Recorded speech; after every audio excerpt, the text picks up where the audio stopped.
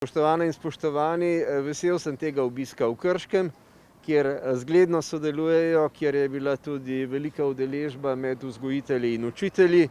Žal je dvodnevna prekinitev cepljenja z AstraZeneco povzročila zamude in pričakujemo jutri po 17. uri, da bi se zadeve spremenile.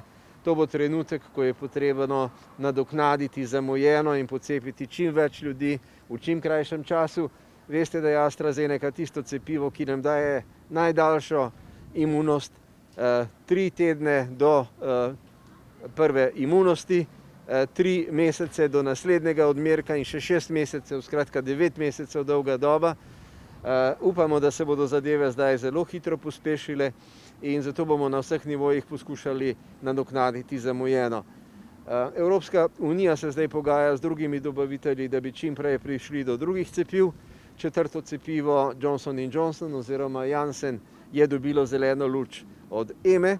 V 30 dneh po tej zeleni luči, se pravi v drugi polovici aprila, zagotovo pričakujemo prve odmerke, morda prvih 30 tisoč. En odmerek bo zadoščal in drugega odmerka ni več. In s takim pristopom računamo, da bi še vedno lahko zasledovali te cilje, ki smo si jih postavili do konca prve polovice letošnjega leta.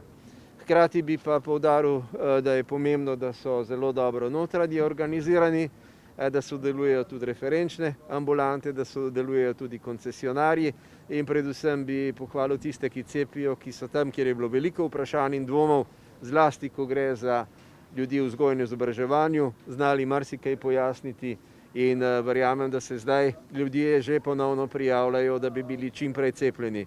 Vsak zamujen dan vam imunost prinese kakšen dan kasneje in to je tisto, kar si pravzaprav v tem trenutku želimo vsi.